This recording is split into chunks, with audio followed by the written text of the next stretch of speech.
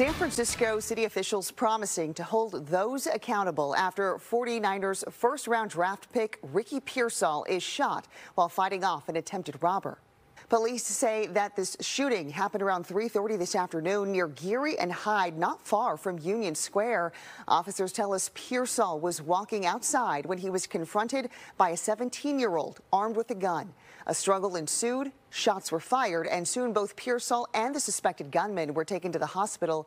That is unfortunately what just happened to Ricky Pearsall, the 49ers first-round draft pick, and of course the city of San Francisco, which hits a little bit hard and home for me because I grew up in the area.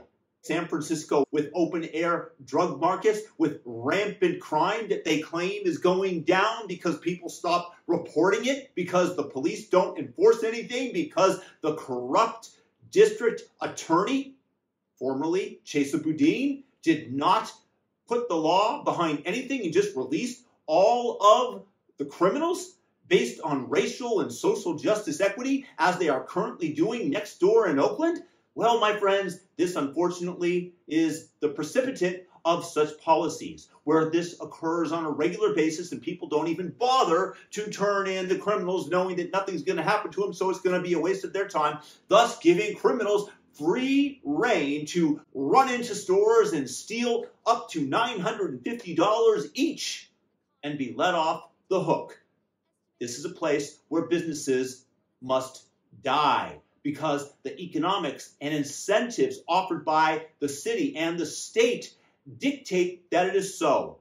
Show me the incentives, and I'll tell you the result, is an aphorism stated by the late Charlie Munger. And it applies in just about all facets of life. And the difference is that I no longer live in America. I'm going to move my family back to Thailand, and there is almost zero crime here.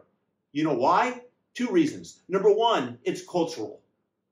There's Buddhist mentality here, where your karma extends to your next life. What you do here and how you negatively affect people extends to how you are born in the next life.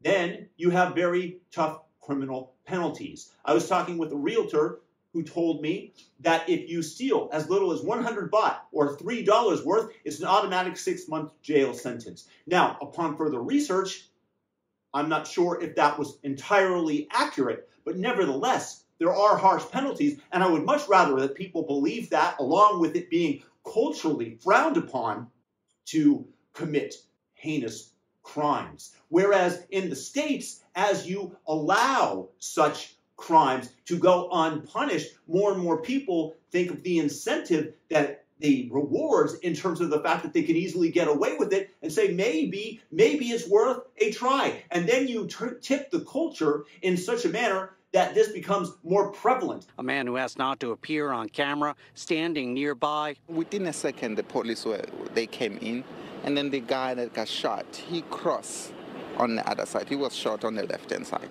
But you have to understand that this is happening within an environment that actually makes this 10 times more likely than it otherwise would be. You would never see that happen in Thailand. In fact, in Puerto Vallarta, where we were living formerly in Mexico, you didn't do that because the cartel would come after you. There is a rule up north, not too far away from us. If you get caught stealing from somebody, they will take you out in the mountains. Not the police, we're talking the cartel. And they will beat you mercilessly. You do it a second time, they will beat you to within an inch of your life. Third time, you're gone. Sayonara, baby, or adios, as we say back in Mexico. This, unfortunately, does keep crime down in these specific areas of the country because penalties are enforced, thus diminishing the incentive of committing the crime.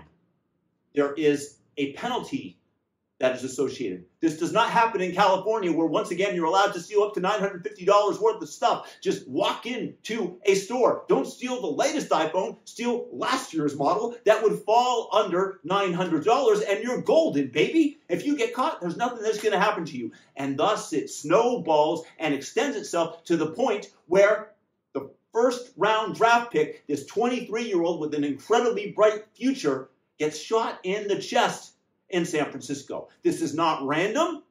This is almost scheduled by these cretins, by these evildoers that are trying to destroy the United States, and in this case, California specifically, with their malignant ideas and ideology. And we must resist the Californianization of America forward into the future by refusing to elect the communist who is running on the Democrat ticket currently, Kamala Harris, because we are going to get more of this. You are already seeing the effects in Aurora, Colorado, where Venezuelan gangs who have crossed over the border illegally, who are getting our tax dollars in terms of support going directly into their pockets, and then taking over apartment buildings and fleecing the locals, those who purchased the buildings, and collecting the rent for them, except they're putting it into their own pocket along with your tax dollars, which, by the way, many illegals are getting more than Social Security recipients that have paid into the system their entire lives.